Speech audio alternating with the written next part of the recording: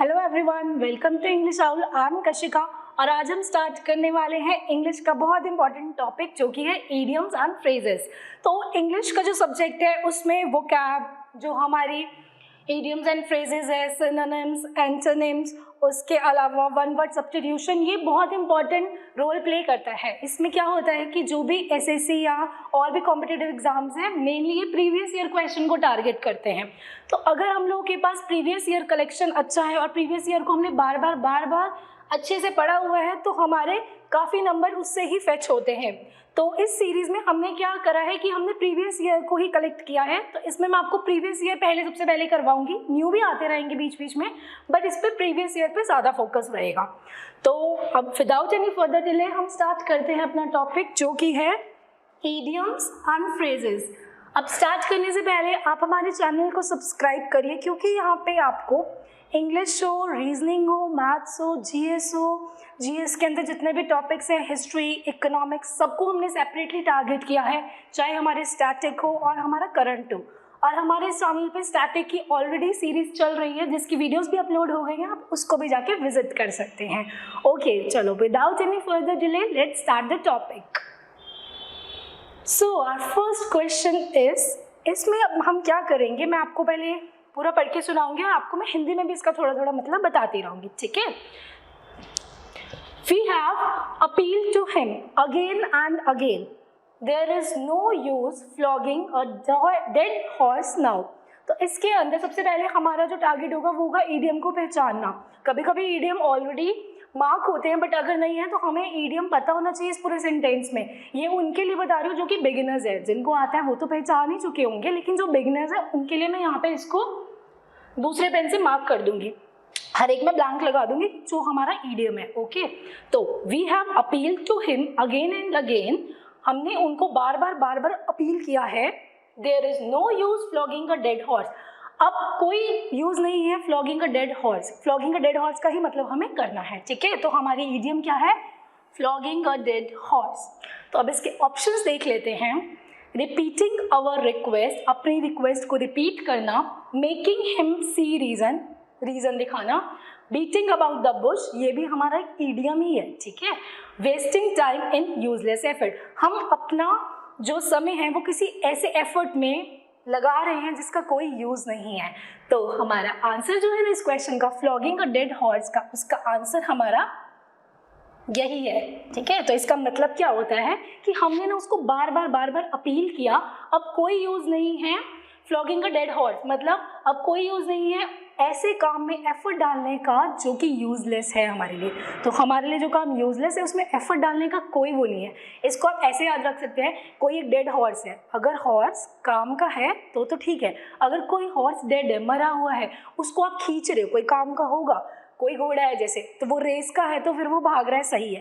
लेकिन अगर कोई मरा हुआ है तो उसका कोई यूज़ नहीं है ना, उसको बस आप ऐਵੇਂ ही खींच रहे हो, अपनी एफर्ट लगा रहे हो, अपनी ताकत लगा रहे हो, वेस्ट काम के लिए लगा रहे हो।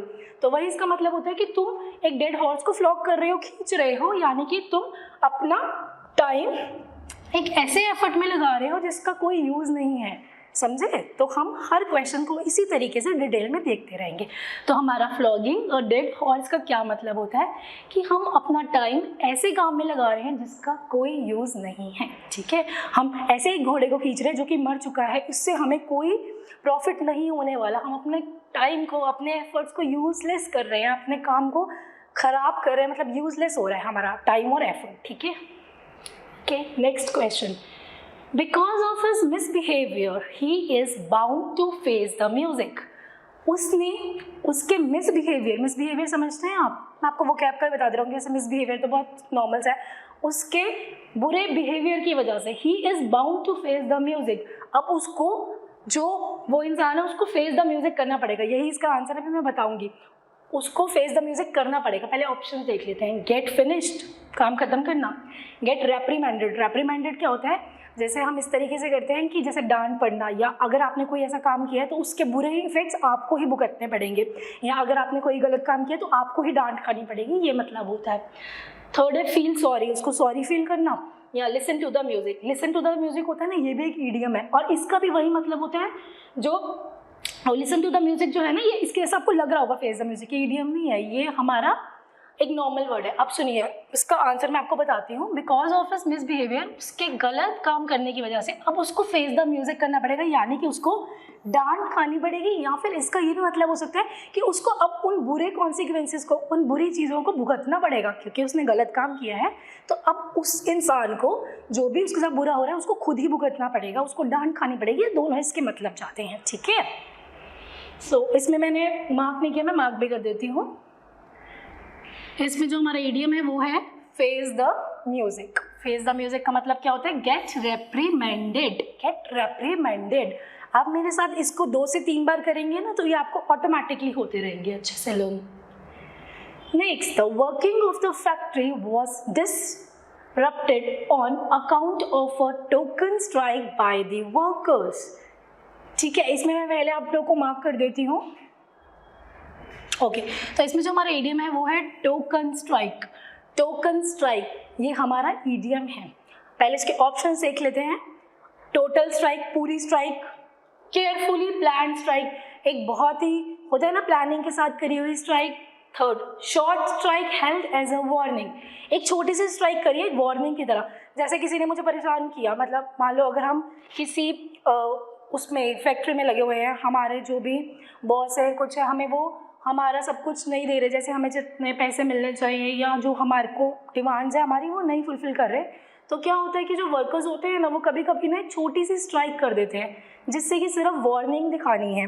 सिर्फ वो वार्निंग दिखाएंगे कि सर अगर आप हमारी बातें नहीं सुनेंगे ना तो हम, ये छोटी सी है अभी तो ये वार्निंग की तरीके से है, लेकिन बाद में हम इसी का बड़ा रूप कर देंगे, इसी को हम बाद में बहुत अच्छे से आपको स्ट्राइक दिखाएंगे, ठीक है। Fourth, sudden call of a strike, अचानक से स्ट्राइक को कॉल कर देना। अब आप कंफ्यूज हो रहे होंगे, सारे स्ट्राइक से रिलेटेड है, तो इसका क्या मतलब होता है कि जो वर्किंग थी ना एक फैक्ट्री की, वो डिसरप्टेड हो गई। जो काम चल रहा था ना एक फैक्ट्री का वो डिसरप्ट हो गया। क्यों हो गया? वो अच्छे से हो नहीं पाया। क्यों? On account of a token strike by the workers, workers ने एक टोकन स्ट्राइक कर दी। तो इसका आंसर हो जाएगा वर्कर्स ने कौन सी स्ट्राइक कर दी? वर्कर्स ने एक छोटी सी स्ट्राइक कर दी जो कि वार्निंग की तरीके से थी, ठीक है। तो जो फैक्ट्री है उसका काम बीच में ही रुक गया क्योंकि जो वर्कर्स थे उन्होंने टोकन स्ट्राइक कर दी, यानी कि उन्होंने क्या कर दी, एक छोटी सी स्ट्राइक कर दी वार्निंग की तरीके से, ठीक है। तो मतलब अगर हिंदी वाले भी देख रहे हैं तो शायद वो इसको अब अच्छे से समझ पा रहे होंगे, क्योंकि मैं हर वर्ड को अच्छे से एक्सप्लेन करती जा रही हूँ। तो टोकन स्ट्राइक का आपका मतलब क्या होता है? छोटी सी स्ट्राइक जो कि एक वार्निंग की तरीके से है, और वो लेकिन बाद में बड़ा रूप लेगी या नहीं वो उन पे डिपेंड करता है। अभी लेकिन हमने बस एक डेमो दिखाने के लिए एक स्ट्राइक करी है, अपनी मांगों को पूरा करवाने के लिए, ठीक है। Okay, next, those who work by fits and starts seldom show good result. सबसे पहले मुझे सेल्डम का मतलब बताइए। सेल्डम का मतलब क्या होता है? कभी कभी, ठीक है। सेल्डम, कभी कभी कोई चीज़ हो रही है, ठीक है। तो वो क्या बोल रहे हैं? दोज हु वर्क, वो लोग जो काम करते हैं फिट्स एंड स्टार्ट्स में, फिट्स एंड स्टार्ट्स ही हमारा ईडियम है।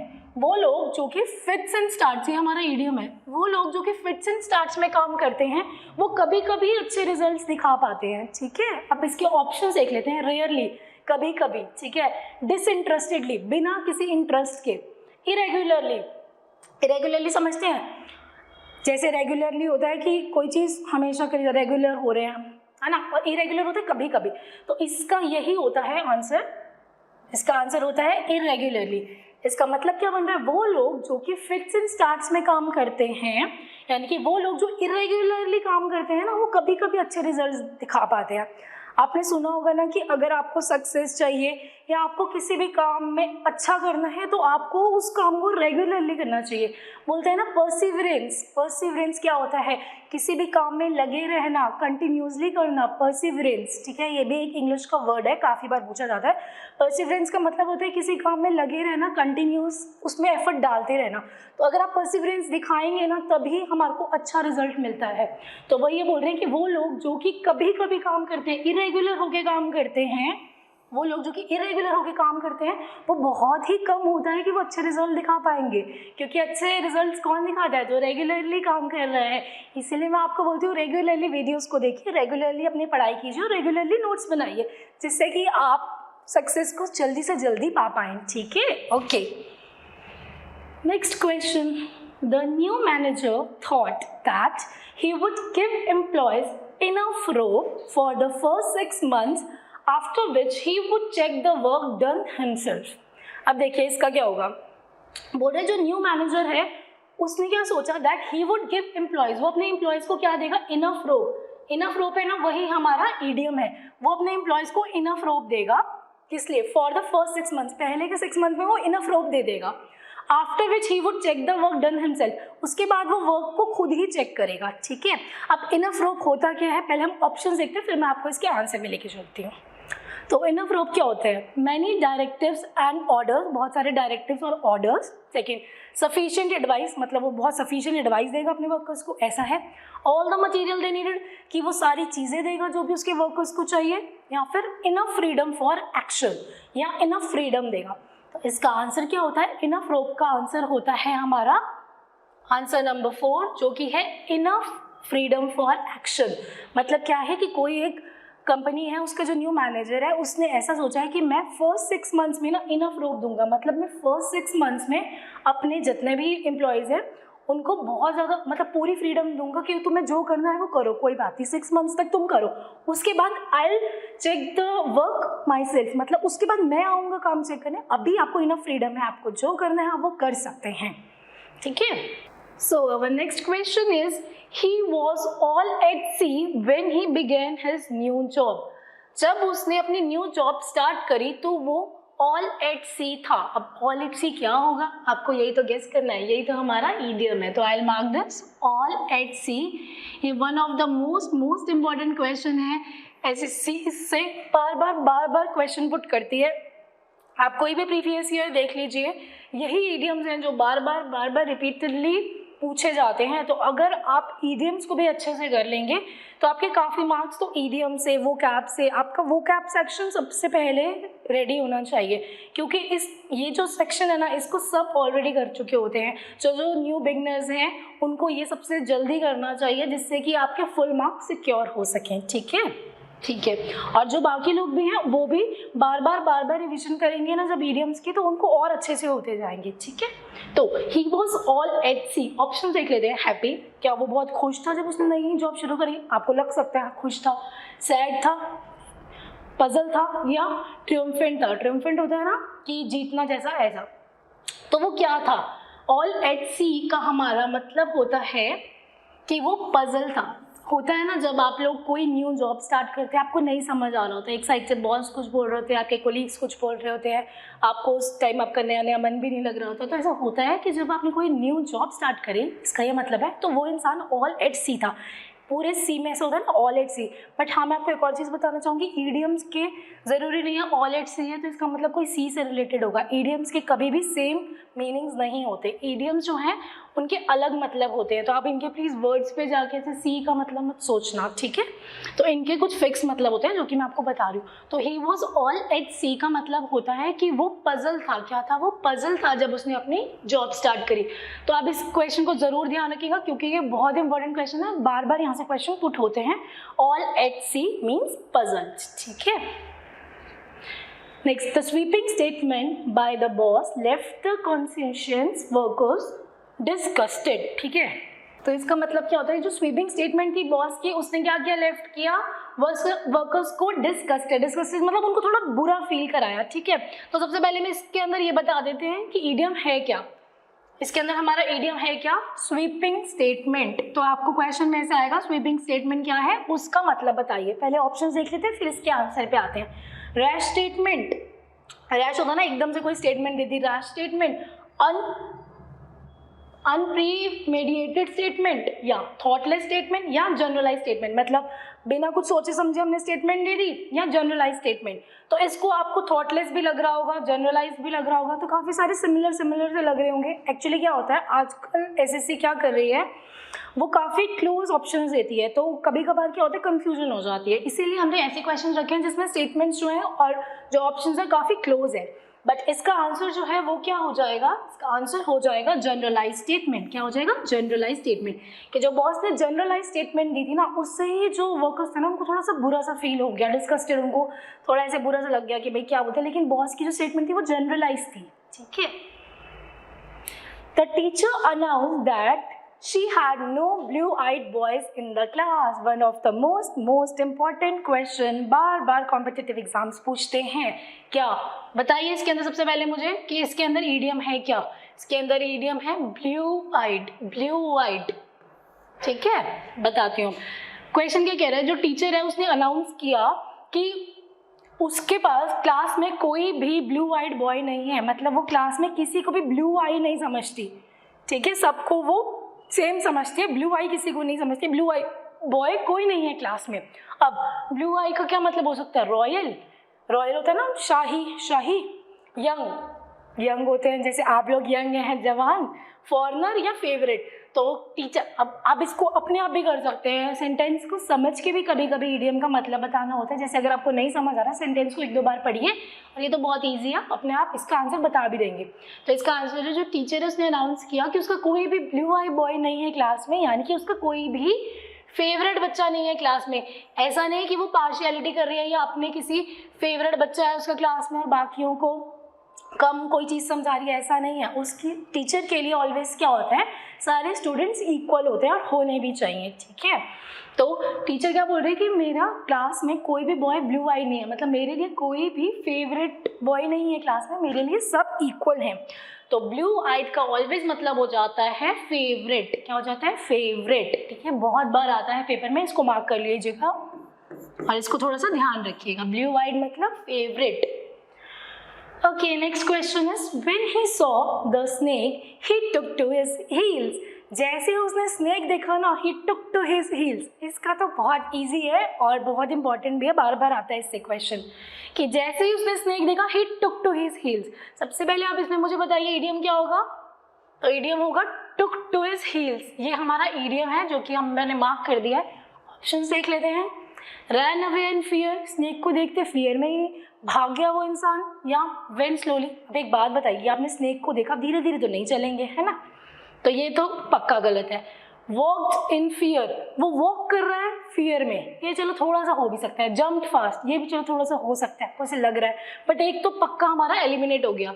हाँ, एसएससी में या किसी भी कॉम्पिटिटिव एग्जाम में अगर आपको कोई नहीं आ रहा है ना, ऑप्शन एलिमिनेशन भी एक तरीका होता है जो कि मैं आपको इसी वीडियो में धीरे धीरे बताती रहूँगी। उसमें क्या होता है कि अगर आपको कोई नहीं आ रहा ना ऑप्शन, तो अगर आपको किसी इडियम का नहीं मतलब पता, तो आप सारे ऑप्शंस पढ़िए। कभी कभी क्या होता है कि जो ऑप्शंस होते हैं ना, वो इतने वियर्ड या इतने अलग होते हैं कि आप ऑटोमेटिकली उनको कट कर लेते हैं। तो कभी कभी आपको नहीं आते हुए भी आप अपने सही आंसर तक पहुंच जाते हैं। तो वो भी टेक्निक, चाहे इडियम हो, चाहे सिनोनिम्स एंड एंटोनिम्स हो, या वन वर्ड हो, या कोई भी चीज़ हो हमारी, वहाँ पे हम ऑप्शन एलिमिनेशन का मेथड ऑलवेज यूज़ करते हैं, जो कि काफ़ी इंपॉर्टेंट भी होता है। तो इस क्वेश्चन में भी हमने क्या करा, एक ऑप्शन तो एलिमिनेट कर लिया, आप ऑप्शन एलिमिनेशन ज़रूर करिएगा। ठीक है, तो क्या कह रहे हैं, जैसे ही उसने स्नेक देखा ना, ही टुक टू हिज हील्स, इसका मतलब होता है वो भागा फियर में, वो फटाफट तेज तेज से भागा फियर में, क्योंकि उसने स्नेक देख लिया था। तो जब भी आएगा ना टुक टू हिज हील्स का मतलब होता है रन करना, तेज तेज रन करना।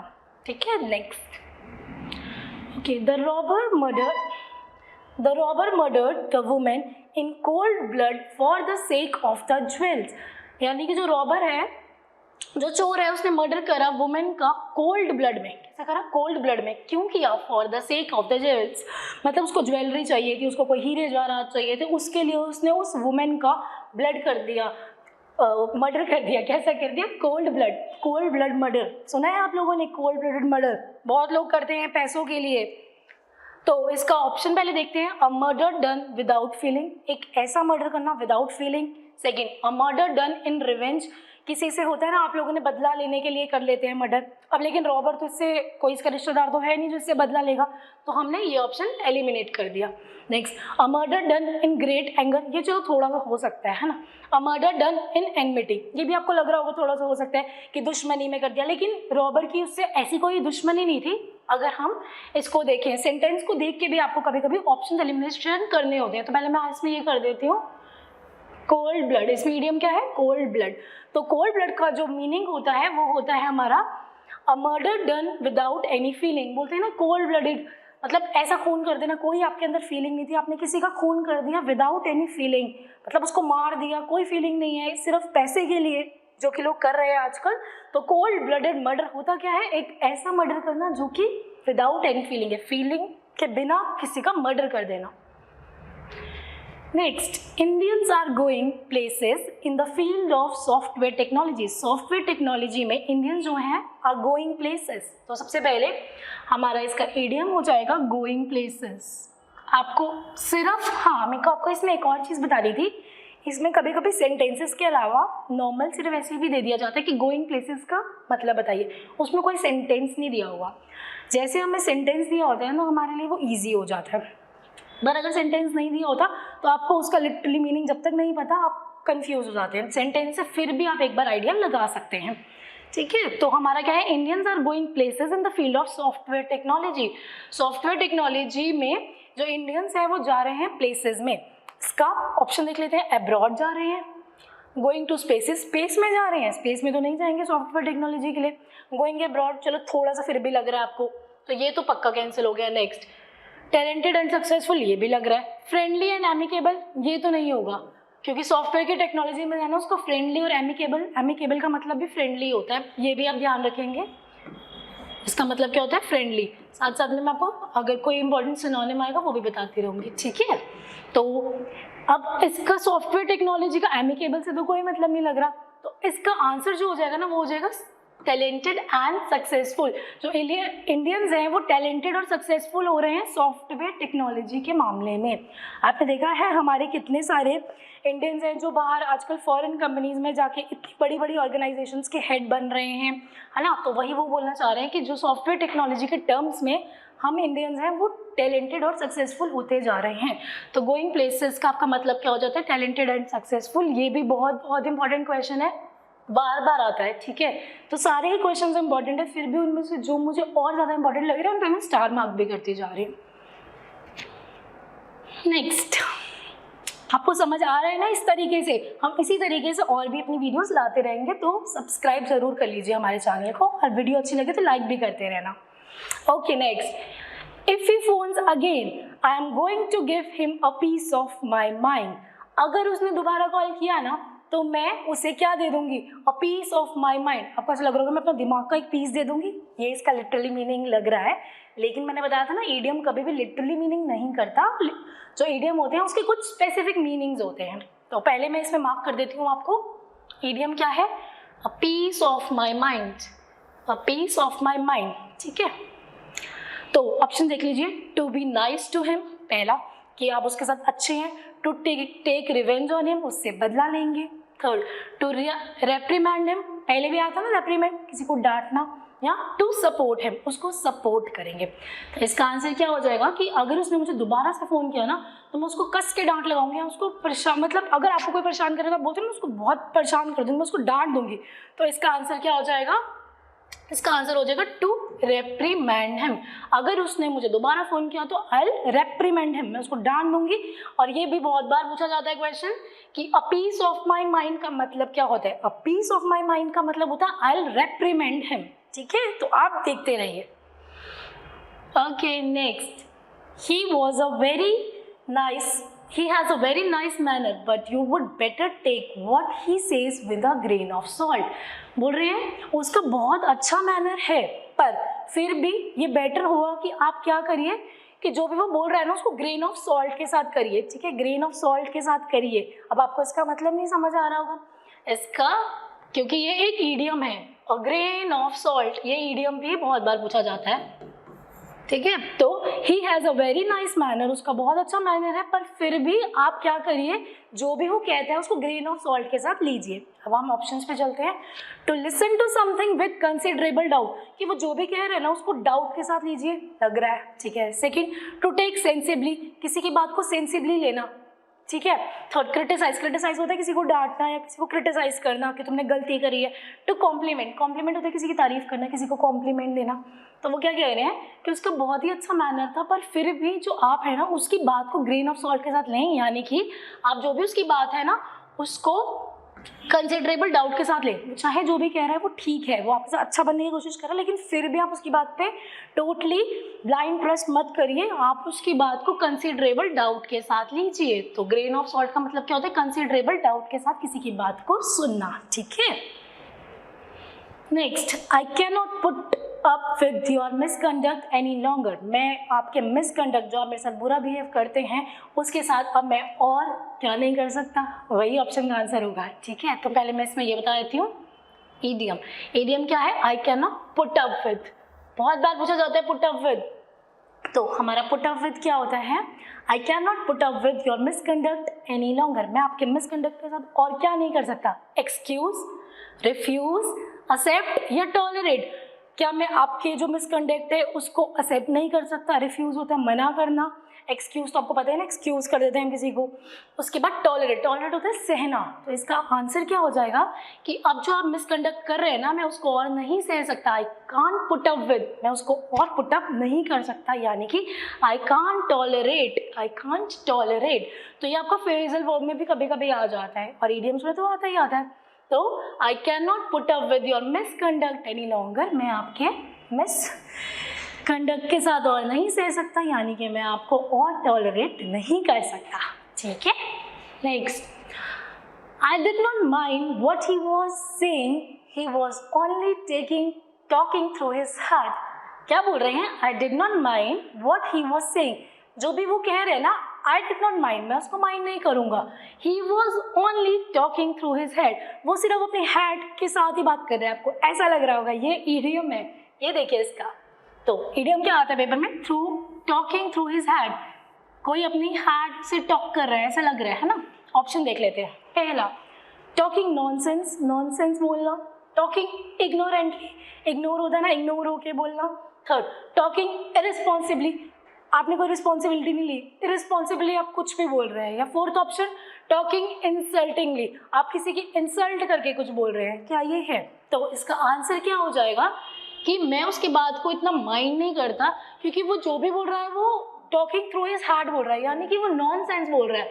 बोलते हैं ना कभी कभी कोई इंसान से नॉनसेंस बोल रहा था, कुछ भी बोल रहा होता है, तो हम क्या कहते हैं कि मैं उसकी बात को इतना माइंड नहीं करूँ क्योंकि वो नॉनसेंस ही बोलता है। बोलते हैं ना डॉग्स को बात करने दो, कर रहे हैं तो करने दो। ऐसे ही कोई अगर आपसे नॉनसेंस ही बात कर रहे हैं तो आप इतना माइंड मत किया करो, क्योंकि हमें नहीं टेंशन लेनी। लोग तो बोलते ही बोलते हैं, है ना, लोग तो भगवान को भी नहीं छोड़ते, हम लोग तो फिर भी इंसान है। तो वही वो बोल रहा है कि मैं माइंड नहीं करूँगा वो जो भी कह रहा है, क्योंकि वो तो सिर्फ अपने हार्ट के हिसाब से कह रहा है, यानी कि वो नॉनसेंस कह रहा है। Next, he is so furious that he would go through fire and water to revenge himself on his foe.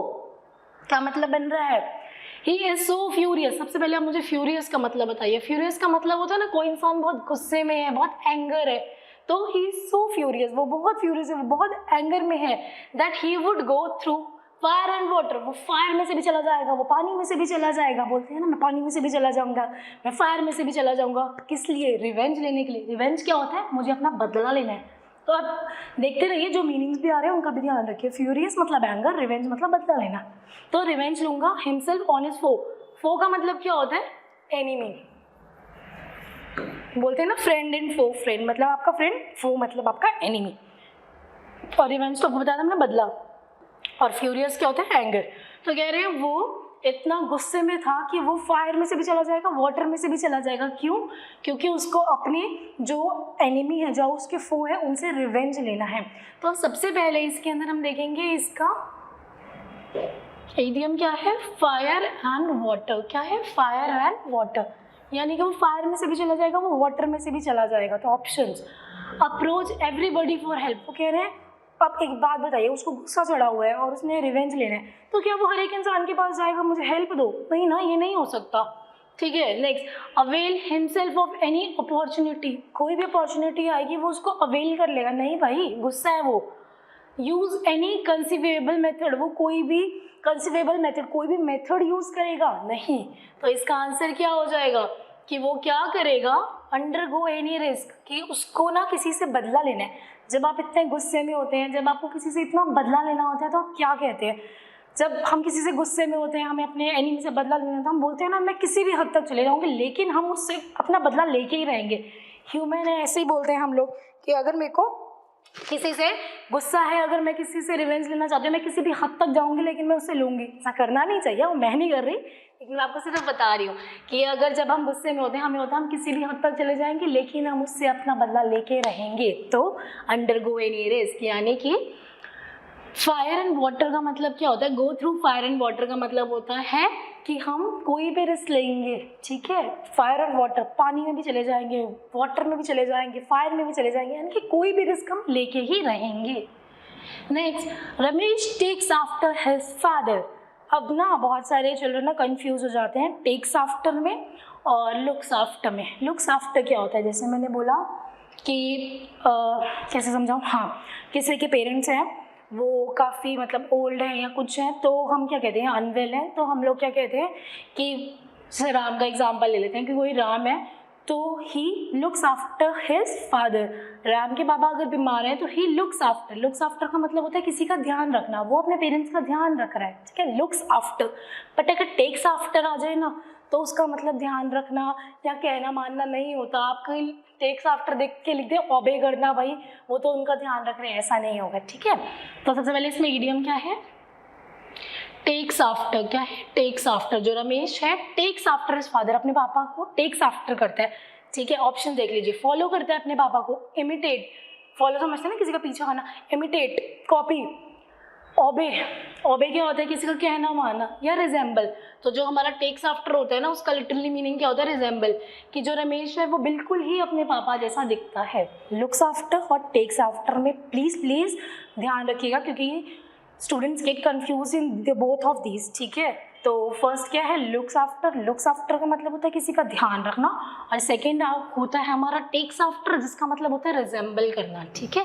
तो रमेश जो है वो अपने पापा जैसा लगता है। Ramesh takes after his father. Okay, next, she tries very hard to keep up with her rich neighbours.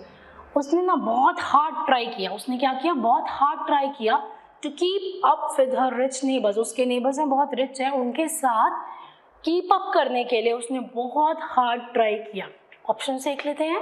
सबसे पहले मैं आपको बता देती हूँ क्या है keep up, to keep up, to keep up with, ठीक है। टू कीप अप विद क्या होता है? She tries very hard to keep up with her rich neighbours. उसने अपने रिच नेबर्स के साथ कीप अप करने के लिए बहुत हार्ड ट्राई किया है। इमिटेट करना है उसको, अपने नेबर्स को, रिच नेबर्स की क्या कॉपी करनी है? नहीं। कीप इन टच, क्या उनके साथ कीप इन टच करना है? नहीं। टू अवॉइड, उनको अवॉइड करना रिच नेबर्स को? नहीं। तो जब भी आता है ना टू कीप अप विद, किसी के साथ कीप अप विद, तो इसका मतलब होता है to be on par. To be on par का मतलब समझते हैं? मतलब जैसे उसके रिच नेबर्स हैं उसको उनके तक पहुंचना है। होता है ना, जैसे मान लो कि जो ये लड़की है जिसके बारे में बात हो रही है, शी, ये थोड़ी सी मिडिल क्लास होगी, उसके रिच नेबर्स है काफ़ी हाई इन्फ्लुएंशियल होंगे या काफ़ी हाई इमेज होगी उनके सोसाइटी में, तो ये चाहते हैं कि भाई मैं भी उनके पार आ सकूं, यानी कि मैं भी उनके बराबर जा सकूं। तो इसको काफ़ी हार्ड मेहनत करनी पड़ेगी उनके पार आने में, यानी कि उनके उन तक पहुंचने में। तो टू कीप अप विद का मतलब होता है किसी तक पहुंचना, मतलब अगर ये इंसान गरीब है इसको भी उस अमीर तक पहुंचना है, इसको काफ़ी मेहनत करनी पड़ेगी उनके टक्कर में आने के लिए। बेसिकली वर्ड ये होगा उनके उन तक पहुंचने के लिए, ठीक है। The saints life was an open book. बहुत बहुत इंपॉर्टेंट क्वेश्चन है, बार बार आता है। एन ओपन बुक क्या होता है? एन ओपन बुक, एक खुली किताब। तो बता ही देंगे, एक खुली किताब बोलते हैं ना, हमारी ज़िंदगी एक खुली किताब है, बोलते हैं ऐसा। मतलब क्या कह रहे हैं? जो सेंट होते हैं, जो संत महात्मा होते हैं, उनकी जो लाइफ होती है वो क्या होती है? खुली किताब होती है, ओपन बुक है, ठीक है। ओपन बुक क्या होता है? जिसमें ना कोई हिडन कुछ नहीं रखा हुआ उन्होंने। उनकी लाइफ में क्या, उन्होंने कौन सा अपना बैंक बैलेंस छुपाना है आप लोगों से या किसी से भी। तो इसलिए जो संत महात्मा होते हैं या सेंट होते हैं, उनकी जो लाइफ है वो कह रहे हैं खुली किताब है, उसमें कोई सीक्रेट कुछ नहीं होता। ऑप्शन देखिए, एन अनकॉम्प्लिकेटेड वन, मतलब अनकॉम्प्लिकेटेड है, कॉम्प्लिकेटेड नहीं है, नहीं ये तो नहीं है। उसके बाद नेक्स्ट क्या है हमारा? One that held no secrets, हाँ ये होगा इसका answer. An example to all, कह रहे हैं कि क्या उनकी लाइफ एग्जाम्पल है? एग्जाम्पल होती है लेकिन यहाँ पे इसका मतलब नहीं है। एन इंटरेस्टिंग बायोग्राफी, क्या इंटरेस्टिंग बायोग्राफी? नहीं। तो देखा ना आपने ऑप्शन एलिमिनेशन कितना इंपॉर्टेंट हो जाता है। तो क्या कह रहे हैं, जो सेंट की लाइफ है वो एक ओपन बुक होती है, यानी कि उसके अंदर कोई सीक्रेट नहीं होता, ठीक है, खुली किताब। वैसे भी आप मतलब समझ सकते हैं इसका। Next, he was given Hobson's choice by the employer. बहुत इंपॉर्टेंट है, बार बार पूछते हैं ये। हॉब्सन्स चॉइस ऐसे दे दिया जाएगा, कभी कभी सेंटेंस नहीं होगा, सिर्फ हॉब्सन्स चॉइस दे दिया जाएगा एंड ऑप्शंस दे दिए जाएंगे। तो पहले मैं ऑप्शन देख लेती हूँ। एक्सीलेंट चॉइस, बहुत अच्छी choice. No real choice at all, कोई चॉइस नहीं है। बोलते हैं ना कभी कभी क्या होता है, आपको कोई इंसान ऐसा कुछ काम दे देता है कि आपके पास कोई चॉइस नहीं रह जाती, ठीक है, वो कह रहे हैं। चॉइस टू लिव और डाई, ऐसी चॉइस है कि आपको जीना है या मरना है। ठीक है, और फर्स्ट चॉइस। अब आप इसका मतलब देखिए पहले क्या बोल रहे हैं, he was given Hobson's choice by the employer, उसके एम्प्लॉयर ने उसको हॉब्सन्स चॉइस दे दी। तो हॉब्सन्स चॉइस का मतलब क्या हो जाता है, उसके एम्प्लॉयर ने उसको no real choice at all, मतलब ऐसी कोई चॉइस ही नहीं दी है। होता है ना, उसके एम्प्लॉयर ने उसको कोई काम दे दिया, कुछ कर दिया कि तुम्हारे पास और कोई चॉइस नहीं है, तुम्हें करना है तो करना ही है। मतलब आज शाम तक अगर कोई डेडलाइन है और आपको ये कोई प्रोजेक्ट है वो भेजना है तो है, आपके पास कोई चॉइस नहीं है, तो हम क्या बोल देते हैं, he was given Hobson's choice, यानी कि no real choice at all. ठीक है, next, have the last laugh, मतलब आखिरी हंसी, हैव द लास्ट लाफ। तो इसमें हमारा इडियम क्या हो जाएगा, आखिरी हंसी। ये नहीं कि बंदा मर रहा है तो उसकी आखिरी हंसी है, वो मतलब नहीं है। ठीक है, ऑप्शन देखिए पहले, be of a cheerful nature, कोई इंसान बहुत खुश है, तो लेकिन खुश है तो ये थोड़ा ना होगा लास्ट लाफ, ऐसा तो नहीं लग रहा। Laugh only after understanding something, कुछ समझने के बाद ही हंसना, नहीं। To be victorious at the end of an argument, इसको हम अभी देखते हैं। Next, to crack the final joke, बोल रहे हैं कि आखिरी कोई जोक क्रैक कर दिया, नहीं। इसका मतलब क्या होता है, देखो, हैव द लास्ट लाफ, पहले इसका मैं आंसर बताती हूँ फिर बताती हूँ।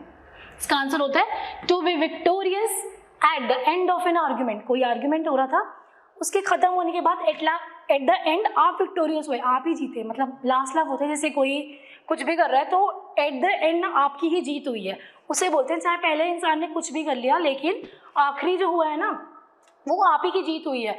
तो टू बी विक्टोरियस होना eight the end of an argument, किसी आर्ग्यूमेंट पहले कितना भी लंबा चल रहा था लेकिन आखिरी जो जीत हुई है वो हमारी ही हुई है, तो हम क्या उस टाइम पे बोलते हैं, लास्ट लाफ, की जो लास्ट लाफ है ना वो मेरी है।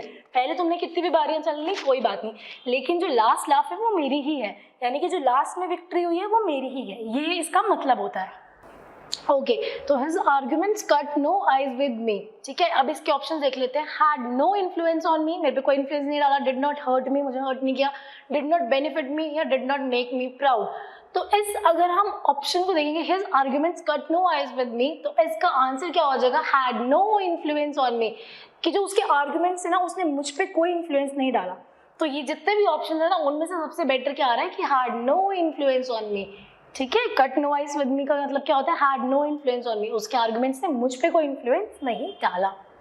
Next, my close friend got the sack from his first job recently, जो मेरा क्लोज फ्रेंड है उसको, इसका मतलब क्या हो रहा है, got the sack. Got the sack ही हमारा इडियम है कि जो मेरा फ्रेंड है गॉट द सैक, कहाँ से, फर्स्ट जॉब थी उसकी रिसेंटली, उसको गॉट द सैक हुआ, यानी कि उसको रिजाइन कर दिया गया, या got rid of, was demoted from, demote कर दिया गया, या वॉज डिसमिस। तो माय जो मेरा क्लोज फ्रेंड है उसको got the sack, got the sack का मीनिंग क्या हो जाता है हमारा, वॉज डिसमिस्ड फ्रॉम। जो मेरा फ्रेंड है उसको डिसमिस कर दिया गया जॉब से। ठीक है, तो गॉट द सैक का मतलब क्या हो जाता है, डिसमिस कर देना। गॉट द सैक का मतलब क्या हो जाता है, डिसमिस कर देना। ओके, नेक्स्ट, अब आ गई ना, जैसे मैंने आपको बोला था कि मीनिंग्स नहीं है कभी कभी, तो आपको डायरेक्ट इनके मतलब भी आने चाहिए। To have something up one sleeves, to have something up one sleeve, तो इसका क्या मतलब हो जाता है, हैविंग अ प्रैक्टिकल प्लान होना, हैविंग एन इंपॉर्टेंट प्रोजेक्ट होना, हैविंग एन एम्बिशियस प्लान होना, या सीक्रेट प्लान। तो इसका आंसर क्या हो जाता है हमारा, इसका आंसर है having a secret plan. To have something of one sleeves, उसने अपनी स्लीव, ऐसे समझ लीजिए स्लीव्स के अंदर ना कुछ छुपाया हुआ है तो क्या किया हुआ है, एक सीक्रेट प्लान है। तो समथिंग ऑफ वन स्लीव्स का मतलब क्या हो जाता है, secret plan. Okay, next, the young and the old sat cheek by jowl in the large audience. Large audience में जो young और old थे वो कैसे बैठे, cheek by jowl. Cheek by jowl, one of the most important question है, ध्यान रखिएगा, cheek by jowl. Cheek by jowl क्या हो जाता है, तो जो young and जो old है वो क्या है, cheek by jowl बैठे large audience में। ऑप्शन देख लेते हैं, बहुत पास, very near, very far, काफी दूर, टंग टाइड या इरिटेटेड। अब इरिटेट हो के तो नहीं बैठे होंगे है ना, तो ये ऑप्शन गया, ये भी ऑप्शन गया, अब इन दोनों में है। तो जो यंग एंड ओल्ड है, चीक बाय जॉल।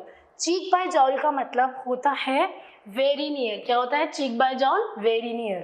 ठीक है, चीक बाय जॉल। तो आप ऐसे ध्यान रख सकते हैं, चीक और जॉल भी हमारा चीक के पास का ही कोई जो पार्ट होता है उसको बोलते हैं, तो ये दोनों काफी नियर है, ऐसे ही आप ध्यान रख सकते हैं, वेरी नियर। ओके, नेक्स्ट क्या है, my neighbour had to pay through his knows for a brand new car. Brand new car के लिए मेरी नेबर को क्या करना पड़ा, to pay through his knows, ये ईडियम है, to pay through his knows, important idiom है, ध्यान रखिएगा। To pay through his knows, उसको अपने नोज से पे करना पड़ा। पे ह्यूज लोन्स पे करने पड़े। पे अ रीजनेबल प्राइस देना पड़ा ब्रांड न्यू कार का। पे एन एक्सट्रीमली हाई प्राइस, काफ़ी हाई प्राइस देना पड़ा। या मेक अ क्विक बक देना पड़ा, ठीक है। तो इसका आंसर क्या हो जाएगा कि उसको अपनी ब्रांड न्यू कार के लिए पे करना पड़ा थ्रू हिज नोज। तो to pay through his knows का मतलब क्या हो जाता है, टू पे एन एक्सट्रीमली हाई प्राइस। क्या हो जाता है, एक एक्सट्रीमली हाई प्राइस देना, to pay through his nose. Okay next, why don't you put an end to blowing your own trumpet, कि आप एंड क्यों नहीं कर देते ब्लोइंग योर ओन ट्रम्पेट। बहुत बार आपने सुना भी होगा, बोलते हैं ना अपने मुंह में मिट्ठू बनना, यानी कि अपनी खुद ही आप प्रेस करे जा रहे हैं, आपने कुछ चीज़ पा ली लेकिन ठीक है आप उसकी खुद ही प्रेस करे जा रहे हैं, तो उसी का मतलब होता है अपने, ऐसा ही समझ सकते हैं कि ब्लोइंग योर ओन ट्रम्पेट। तो हमारे यहाँ पे क्या हो जाएगा, ब्लोइंग योर ओन ट्रम्पेट हो जाएगा हमारा ईडियम। ऑप्शंस देख लीजिए, playing your own trumpet to produce music, ये तो नहीं होगा ना, ये तो उसका लिटरली मीनिंग हो रहा है। मेकिंग टू मच नॉइज, बहुत आवाज़ करना, ये भी नहीं होगा। Next, none of this. और एक क्या, praising your own abilities and achievements, मैंने भी बताया था ना। तो इसका आंसर क्या हो जाएगा, सी, कि ब्लोइंग योर ओन ट्रम्पेट का मतलब हो जाता है अपनी खुद की ही प्रेज करते रहना। क्या हो जाता है, praising your own abilities and achievements. Next, reading between the lines I realise that my friend wanted to keep something from me. Reading between the lines, मुझे लगा कि मेरा फ्रेंड मुझसे कुछ छुपा रहा है या वो कुछ अपने पास ही रखना चाहता है। तो इसमें सबसे पहले ईडियम क्या हो जाएगा हमारा, रीडिंग बिटवीन द लाइन्स। क्या हो जाएगा, reading between the lines. Option देख लेते हैं, looking for meanings that are not actually expressed, reading carelessly पढ़ना, रीडिंग विद एंग्जाइटी, चिंता के साथ परेशान होकर पढ़ना, ग्लांसिंग ओवर द लाइन्स को देखते रहना। बट इसका क्या मतलब हो जाता है, रीडिंग बिटवीन द लाइन्स का मतलब होता है looking for the meanings that are not actually expressed. कभी कभार क्या होता है, जो लिखा है ना उसका वो मतलब नहीं होता, लेकिन हमें उनकी लिटरली मीनिंग ना देख के उनका जो शब्दों का एक और अर्थ होता है ना वो भी समझना चाहिए। तो क्या बोल रहा है, रीडिंग बिटवीन द लाइन्स, मुझे ऐसा लगा कि मेरा फ्रेंड मुझे कुछ छुपा रहा है, यानी कि looking for meanings that are not actually expressed, वो एक्सप्रेस नहीं थे लेकिन हमें पता लगा, तो यही इसका आंसर होता है। Next, as the bomb exploded people run helter and skelter, ये बहुत इंपॉर्टेंट है, हेल्टर स्केल्टर बहुत बार पूछा जाता है, ध्यान रखिए। तो जैसे ही बॉम्ब एक्सप्लोड हुआ अब क्या होगा, इससे तो आप देख ही सकते हैं, तो लोग कैसे भागे होंगे उसके बारे में बता रहा है। ग्रेट फियर में भागे होंगे, डर के मारे भागे होंगे। इन डिसऑर्डरली हेस्ट, इन हेस्ट या इन ग्रेट सॉरो, अब ये दोनों कितने सिमिलर लग रहे हैं, बट इसका आंसर क्या होता है, in disorderly haste. Helter and skelter का मतलब क्या होता है, इधर उधर भाग रहे हैं, जैसे बॉम्ब फटता है, ये तो नहीं होता ना कोई एकदम प्लान वे में भाग रहा है, जैसे बॉम्ब फटा सब इधर उधर भाग रहे हैं, उनको नहीं पता कहाँ जाना है।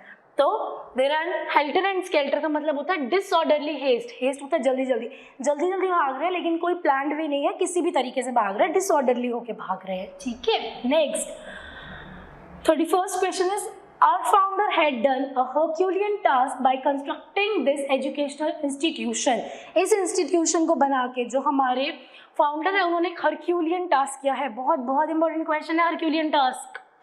हरक्यूलियन टास्क बहुत बार पूछा जाता है, हरक्यूलियन टास्क। तो हरक्यूलियन टास्क क्या हो जाता है, a work of know worth, एक ऐसा काम जिसकी कोई वर्थ नहीं है। एंड एफर्टलेस जॉब, एक ऐसी जॉब जो कि एफर्टलेस है, मतलब उसमें कोई एफर्ट ही नहीं लगा। A work requiring very great effort, बहुत एफर्ट वाली जॉब, या a work requiring very great intelligence, बहुत इंटेलिजेंट वाली। तो आपको इस सेंटेंस से भी पता लग रहा होगा कि हमारे जो फाउंडर है उन्होंने एक एजुकेशनल इंस्टीट्यूशन बना के एक बहुत ही एफर्ट वाला काम किया, एक बहुत ही बड़ा काम किया है। तो हरक्यूलियन टास्क क्या होता है, हरक्यूलियन एक गॉड भी थे तो इसलिए उससे भी रिलेट करा जाता है कि जो हरक्यूलियन टास्क होता है वो बहुत ही मेहनत वाला काम होता है। तो a work requiring very great effort, उसका आंसर होता है हमारा हरक्यूलियन टास्क क्या होता है, एक ऐसा काम जिसमें बहुत ज़्यादा मेहनत लगती है, ठीक है। Next, after independence Indian agriculture rose like a phoenix due to the green revolution. Green revolution आया था ना जो, जिसमें हमारे वीट की बहुत ज़्यादा प्रोडक्शन हो गई थी, वही।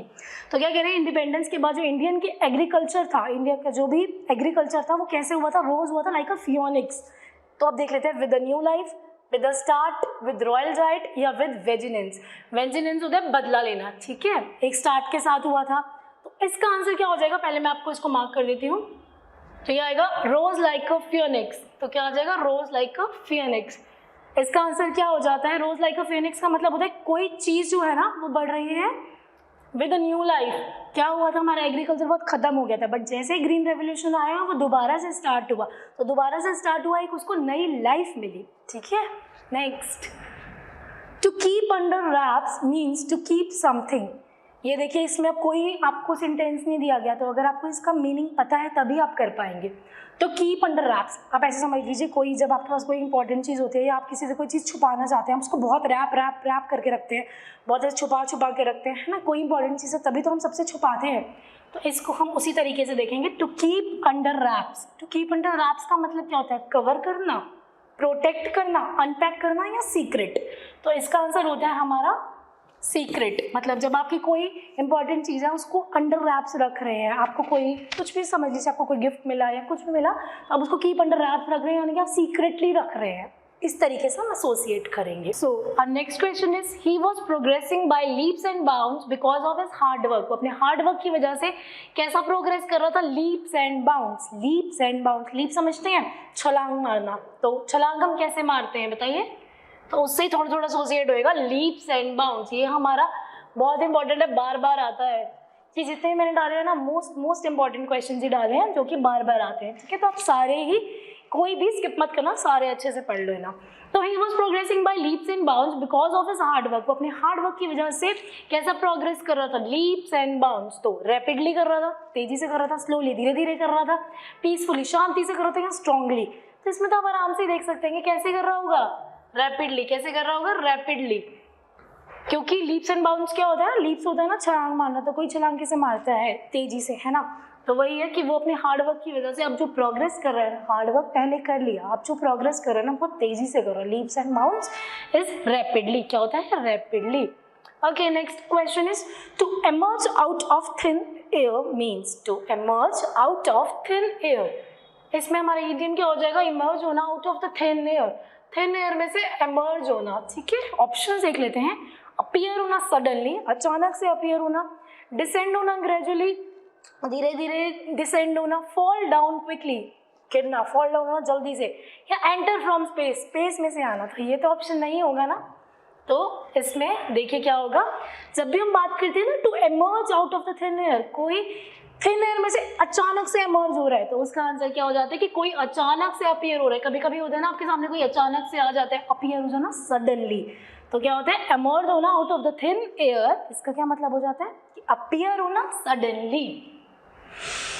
Our house is within a stone's throw from the red building. उस रेड बिल्डिंग से हमारा हाउस जो है within a stone's throw है। इसका मतलब क्या हो जाएगा, within a stone's throw। बोलते हैं ना जैसे आपने एक पत्थर फेंका, तो आपका पत्थर ये तो है नहीं कि बहुत ही दूर चला जाएगा, थोड़ी दूरी तो जाएगा। मैं कोई पत्थर फेंकूंगी, कितनी भी एफर्ट से फेंकूँ, लेकिन तो पास में ही तो जाएगा ना। तो इस तरीके को कैसे करते हैं हम, our house is within a stone's throw। इसका मतलब हो जाता है जो हमारा हाउस है within a stone's throw, एक पत्थर फेंका, पास ही तो जाएगा, तो वही होएगा, फार ऑफ नहीं, फार अवे नहीं। और उसके बाद बिसाइड, बिसाइड होता है ना पास में नहीं, तो क्या होएगा, वेरी नियर टू। क्या हो जाएगा, वेरी नियर टू। जो हमारा हाउस है वो रेड बिल्डिंग से क्या है, वेरी नियर। और स्टोन्स थ्रो, ये भी इंपॉर्टेंट क्वेश्चन है, स्टोन्स थ्रो, वेरी नियर, पास में। Next, he has a bone to pick with his cousin. उसको अपने जो कजन है उसके साथ क्या है, बोन टू पिक। तो ऑप्शन देख लेते हैं, रीजनेबल एग्रीमेंट, एक रीजनेबल एग्रीमेंट है। कॉज ऑफ क्वेरल, क्वेरल होती है ना लड़ाई, उसका कारण है। कॉज ऑफ डाउट, डाउट का कारण है। या डिफरेंस ऑफ ओपिनियंस, कुछ लोगों में मतभेद होते हैं, ओपिनियन के डिफरेंस होते हैं, वो है। तो सबसे पहले मैं इसमें मार्क कर देती हूँ bone to pick. He has a bone to pick with his cousin, उसको अपने कजन से बोन टू पिक है। तो इसका आंसर क्या हो जाएगा हमारा कि ही has a cause of quarrel. क्या हो जाएगा, कोई होता है ना किसी को किसी से लड़ाई का कोई कारण होता है, जैसे वो है एक इंसान और उसका कजन है, उनका जो बोन टू पिक है यानी कि कॉज ऑफ क्वेरल है। क्या है, कॉज ऑफ क्वेरल। ठीक है, ये थोड़ा सा आप ध्यान रखिएगा। Okay, our next question is, many young artists were dropping names at the party to impress the gathering। बहुत सारे यंग आर्टिस्ट आए हुए थे किसी पार्टी में, वो क्या कर रहे थे, ड्रॉप कर रहे थे नेम्स। कोई इसका ये लिटरली मीनिंग नहीं है कि ड्रॉप कर रहे थे नेम्स, वो ड्रॉप कर रहे थे names at the party to impress the gathering, जितनी भी गैदरिंग थी ना उनको इम्प्रेस करने के लिए क्या कर रहे थे, ड्रॉप कर रहे थे नेम्स। तो हमारा इडियम क्या हो जाएगा, ड्रॉपिंग नेम्स। क्या हो जाएगा, ड्रॉपिंग नेम्स। ओके, ऑप्शन देख लेते हैं। Talking proudly about their family members, वो अपने फैमिली मेंबर्स के बारे में प्राउडली बोल रहे थे। यूजिंग पेट नेम्स यूज कर रहे थे। टॉकिंग इनफॉर्मली बोल रहे थे। या हिंटिंग एट हाई कनेक्शंस, तो इसका आंसर क्या हो जाएगा, हिंटिंग एट हाई कनेक्शंस। इसका मतलब समझ आ रहा है कि जितने भी यंग आर्टिस्ट थे ना वो क्या कर रहे थे, पार्टी में इम्प्रेस करने के लिए ना ऐसे बोल रहे थे कि हमारा तो यहाँ पे बड़ा कनेक्शन है, हमारा वहाँ पे बड़ा कनेक्शन है। तो ड्रॉपिंग नेम्स का मतलब होता है आपके कुछ कनेक्शंस हैं, आप उनको हिंट कर रहे हैं कि आपके कोई बड़े बड़े कनेक्शंस हैं, आप उनको बार बार दोहरा रहे हैं कि हाँ मैं पार्टी में मैं बोल रही हूँ मैं तो इसको भी जानती हूँ, मैं इस बड़े सेलिब्रिटी को भी जानती हूँ, मैं इसको भी जानती हूँ, कि मेरे हाई कनेक्शंस हैं और मैं उनको बता रही हूँ, तो उसको बोलते हैं dropping names. Okay, next, he was confident that all his present sufferings will soon blow over। वो जो है वो कॉन्फिडेंट है, उसको विश्वास है कि जितनी भी उसकी प्रेजेंट सफरिंग्स हैं, सफरिंग्स क्या होती हैं कि जो भी वो अभी भुगत रहा है, जो भी उसकी परेशानियां हैं, सफरिंग के लिए ना एक सिनोनिम आता है, बहुत इंपॉर्टेंट है, एफ्लिक्शंस। क्या बोलते हैं, एफ्लिक्शन और पेन्स, ये दो वर्ड्स आते हैं, ठीक है। तो सफरिंग्स क्या होती है, एफ्लिक्शंस और पेन। ही वॉज कॉन्फिडेंट, वो कॉन्फिडेंट है that all his present sufferings will soon blue over, वो बहुत ही जल्दी ब्लू ओवर हो जाएगी, ठीक है। तो हमारे यहाँ पे क्या हो जाएगा, ब्लू ओवर। क्या हो जाएगा, ब्लू ओवर। ये हो जाएगा हमारा इडियम। इसका अब ऑप्शन देखिए, इंक्रीज। वो जानता है कि जो उसकी सफरिंग्स है वो इंक्रीज हो जाएगी, नहीं, कोई इतना भी नेगेटिव नहीं होता ना वो बोले कि मेरी सफरिंग्स इंक्रीज हो जाएंगी। हर इंसान यही सोचा है कि मेरी सफरिंग्स अब कम हो जाएंगी, है ना, कम ही तो होती है ना, सफरिंग्स कम होनी चाहिए, ज़्यादा तो नहीं होनी चाहिए। पास ऑफ मतलब ठीक है हो जाएंगी। बी लुक्ड इनटू होता है किसी चीज़ को लुक करना अंदर, ठीक, लुक इनटू करना मतलब इन्वेस्टिगेट करना। लुक इनटू का मतलब क्या होता है, इन्वेस्टिगेट करना, ये हमारा फ्रेजल वर्ब है। To be taken care of, taken care of क्या होता है, किसी चीज़ का ध्यान रखना। तो वो क्या है, वो कॉन्फिडेंट है कि उसकी जितनी भी सफरिंग्स है, जितनी भी वो, एक और आता है हमारा यहाँ पे ट्रिब्यूलेशन।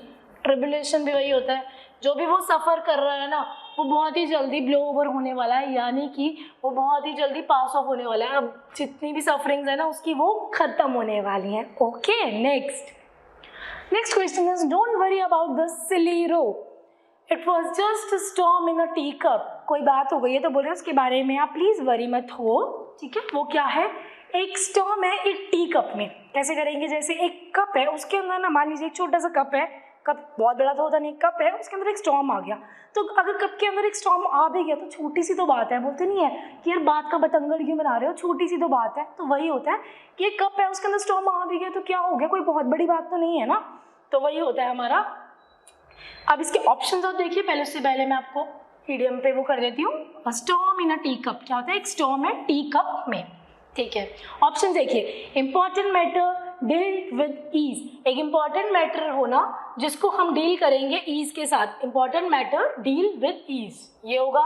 यहाँ हॉट टी बीइंग सर्व्ड, एक, अब ये चाय वाला तो होगा नहीं ना, हॉट टी ये तो नहीं होगा, ठीक है। Next, commotion over a trivial matter, trivial समझते हैं, ट्रिवियल का मतलब होता है पेटी, छोटा सा। ट्रिवियल का मतलब होता है कोई छोटा सा मैटर है उस पर तुमने कमोशन, घमासान मचा दिया, छोटी सी बात है तुमने उस पर इतना कमोशन कर दिया, इतना तुमने उसको बोलते हैं ना बड़ा कर दिया, कमोशन मचा दिया, हल्ला गुल्ला मचा दिया, वो होता है। या कन्फ्यूजन एंड क्योस, तो कन्फ्यूजन एंड क्योस भी वही होता है, कन्फ्यूजन होना।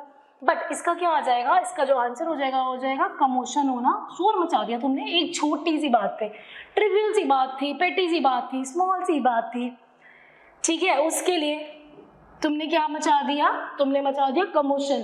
तो क्या बोलेंगे, अ storm in a tea cup, एक छोटे से टी कप में एक भूचाल सा आ गया, मतलब छोटी सी बात है तुमने उसको इतना बड़ा कर दिया, ये होता है इसका answer. Next, he has too many irons in the fire, उसने फायर में ना बहुत सारे आयरन डाल दिए, ठीक है, ये मतलब बन रहा है इसका। बट इसका आंसर देखते हैं, तो इसका क्या हो जाएगा, टू मेनी आयरन्स, ये इसका ईडियम है। ऑप्शन देखते हैं, is engaged in too many enterprises at the same time, एक इंसान एक टाइम पे बहुत सारे काम कर रहा है, ये। या has several problems, has many ideas in his head, उसके हेड में बहुत सारे आइडियाज हैं। या उसकी बहुत सारी प्रॉब्लम्स है। Has a fire burning constantly in the house, ये तो मतलब नहीं होगा कि उसके घर में रोज रोज रोज रोज फायर जलती है, ये तो नहीं होगा, ठीक है। तो अब इसका ये भी नहीं होगा उसके अंदर बहुत सारे आइडियाज़ है, और ये भी नहीं होगा उसकी बहुत सारी प्रॉब्लम्स है। तो इसका आंसर क्या हो जाएगा, जब हम बोलते हैं जैसे कोई काम है, तो कोई इंसान ने बहुत सारे आयरन डाल दिए, मतलब आप एक ही इंसान है, आप एक ही टाइम पे बहुत सारे कामों को एक साथ संभाल रहे हैं, यानी कि आप एंगेज मतलब बिजी हैं in too many enterprises at the same time. एक ही टाइम पे आप बहुत सारे कामों को संभाल रहे हैं, उसे बोलते हैं too many irons. Okay, I trust you will bear with me a few minutes more. जैसे आप लोगों को मैं बोलूँ कि मैं ट्रस्ट करती हूँ कि अब आप लोग मुझे थोड़ी देर और सह लोगे, है ना, सह लोगे ना, ठीक है तो सह लो आप ही की भलाई के लिए।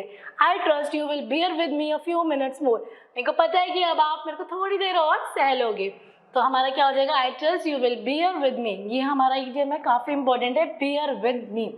आई trust you will bear with me a few minutes more. Have patience with, patience रखोगे, सपोर्ट करोगे, सपोर्ट, ठीक है। Carry the burden, burden carry करोगे, या बी इन कंट्रोल। इसका आंसर हो जाएगा टू हैव पेशेंस विद। मुझे पता है कि आप लोग मुझे थोड़ा सा और सह लोगे, थोड़ा सा और पेशेंस रख लोगे मेरे साथ, तो यही होता है इसका आंसर। तो नेक्स्ट क्वेश्चन हम देखते हैं, जो कि उससे पहले आप लोग चैनल को सब्सक्राइब करो, क्योंकि यहाँ पे आपको और भी अच्छी वीडियोस मिलती जाएंगी, ठीक है। तो आप इस चैनल को सब्सक्राइब कर लीजिए। The teachers extra hours of coaching went a long way in improving the students performance. Student की परफॉर्मेंस को इम्प्रूव करने के लिए जो टीचर के एक्स्ट्रा आवर्स थे ना, वो कोचिंग के वो लॉन्ग वे गए, मतलब काफ़ी दूर तक गए, ये इसका मतलब हो रहा है। पहले हम इसका इडियम देख लेते हैं, क्या अ लॉन्ग वे, ये आता है अ लॉन्ग वे। ऑप्शन देख लेते हैं, ऑप्शन क्या है, टू ग्रेट एफर्ट, काफ़ी एफर्ट लगाया, spend a lot of time हुआ, एक्सटेंड वाइडली, या हेल्प कंसिडरेबली। तो टीचर के जो एफर्ट्स है ना, एक्स्ट्रा आवर्स की जो वो कोचिंग दे रही थी, उसने क्या करा, हेल्प किया, क्या किया, हेल्प किया स्टूडेंट के परफॉर्मेंस को इम्प्रूव करने में, क्या किया, हेल्प किया, ठीक है। अलोंग वे का मतलब क्या होता है, हेल्प करना। Next, the criminal was pardon. Pardon क्या होता है, क्रिमिनल को माफ कर दिया गया, पार्डन कर दिया गया, ठीक है। The criminal was pardon at the 11th hour just as he was about to be hanged. उसको ना हैंग करने लगे थे, मतलब जैसे ही, तो जो क्रिमिनल था ना उसको माफ कर दिया गया एट द 11th आवर। इसका मतलब क्या हो रहा है कि जैसे ही उसको हैंग करने लगे थे ना, एकदम उसी मोमेंट पे, एकदम उसी लास्ट मोमेंट पे उसको माफ कर दिया गया, नहीं तो वो मर जाता। यही बन रहा है ना इसका मतलब, तो आपको मतलब भी देखना होता है। तो इसका क्या आ जाता है, एट द 11th आवर, बहुत बार पूछा जाता है, ध्यान रखिएगा। एट द 11th आवर क्या होता है, ऑप्शन देख लीजिए, एट 11 o'clock, ये तो नहीं होगा, ठीक है। नेक्स्ट क्या होगा, कभी भी लिटरली मीनिंग मत ले देना, 11th आवर है तो 11 o'clock, सडनली, ये भी नहीं होगा। At the very last moment या एट मिडनाइट, मिडनाइट भी नहीं होगा। तो इसका आंसर क्या हो जाएगा, ऑप्शन एलिमिनेशन से, at the very last moment, कि जैसे उसको हैंग करने लगे तो उसको उसी टाइम माफ कर दिया गया, यानी कि at the very last moment. Next, He spoke well though it was his maiden speech। उसकी मेडन स्पीच थी, फिर भी उसने बहुत अच्छा बोला। मेडन स्पीच क्या होता है, maiden speech, maiden speech option देखते हैं। लॉन्ग स्पीच, उसकी बहुत बड़ी स्पीच थी, ब्रीफ स्पीच, छोटी सी स्पीच थी, फर्स्ट स्पीच थी, या इमोशनल स्पीच थी। वो कह रहे हैं उसने स्पोक किया वेल दो बताया आपको क्या होता है, कॉन्ट्रोडिक्टिंग होता है, कि उसने अच्छा बोला जबकि उसकी क्या थी, मेडन स्पीच थी, यानी कि उसकी फर्स्ट स्पीच थी ना, फिर भी उसने बहुत अच्छा बोला। तो हमारा आंसर क्या हो जाएगा, मेडन स्पीच थी, यानी कि पहली स्पीच थी। Still he spoke very well. The little girl with her flawless performance stole the show. Flawless क्या होता है, फ्लॉलेस का मतलब होता है कोई चीज़ एकदम परफेक्ट होना।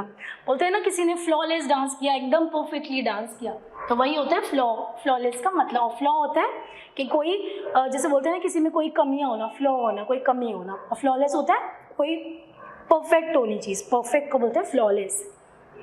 तो इसमें मैं पहले मार्क कर देती हूँ। तो लिटिल गर्ल जो है विद अ फ्लॉलेस परफॉर्मेंस, अपने बहुत ही अच्छे परफॉर्मेंस के साथ स्टोल कर दिया था शो को क्या कर दिया, स्टोल द शो। तो हमारा इडियम क्या है, स्टोल द शो। अब देखिए, stole something from the show से कुछ चुरा के लिखे ही नहीं। Crept into the show, crept हुई वो शो में, नहीं। नेक्स्ट देखते हैं हम इसका आंसर।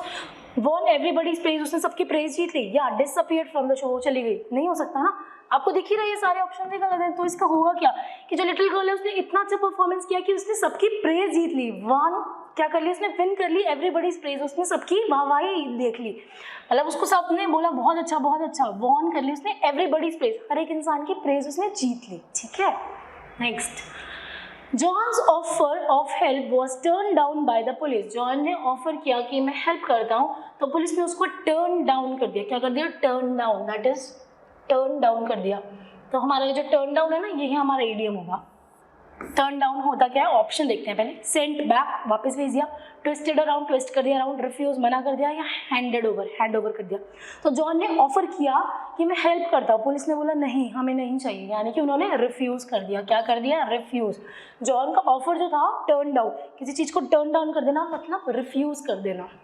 ठीक है, next. Yesterday in a collision between a truck and a car he had a close shave. क्या बोल रहे हैं कि कल एक कोलिजन हुई। कोलिजन समझते हैं, टक्कर हुई किसके बीच में? एक कार और एक ट्रक के बीच में। And he had a close shave. उसको क्या हुई? क्लोज शेव। क्लोज शेव का मतलब क्या होता है? बाल बाल बचना। क्या बोलते हैं ना, बाल बाल बचा। कोई इंसान बाल बाल बचा, उसे बोलते हैं क्लोज शेव। ठीक है, तो इसका हम पहले इडियम देख लेते हैं। क्लोज शेव होता क्या है? मेंटेन क्लेanलीनेस, साफ सुथरा मेंटेन करना, नहीं। उसके बाद रिमूव करना द एंटायर हेयर, नहीं। ये शेव के लिटरली मीनिंग नहीं देखने हमने।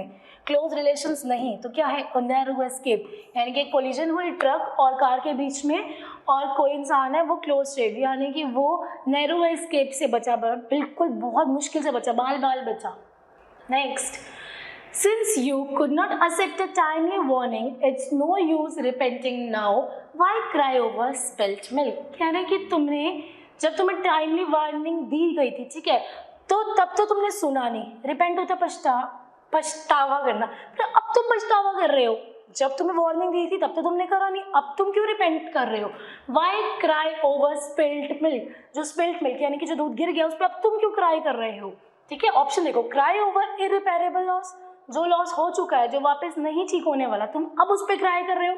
टू रिग्रेट यूजलेसली, तुम यूजलेसली रिग्रेट कर रहे हो। क्राई नीडलेसली या फील गिल्टी ऑफ। तो इसका आंसर क्या हो जाएगा? इसका आंसर हो जाएगा हमारा टू रिग्रेट यूजलेसली, कि तुमने कोई चीज हो गई गलत, अब कुछ हो तो सकता नहीं है ना। बोलते हैं ना, जब चिड़िया चुग गई खेत तो अब क्या हो सकता है? अब तुम रोते रहो। वैसे ही होता है कि जब क्राई हो गया हमारा, स्पिल्ट मिल गई, अब तुम क्यों क्राई कर रहे हो? इसका मतलब है अब तुम क्यों रिग्रेट कर रहे हो यूजलेसली। ठीक है, तो guys with this we are completed with all the idioms.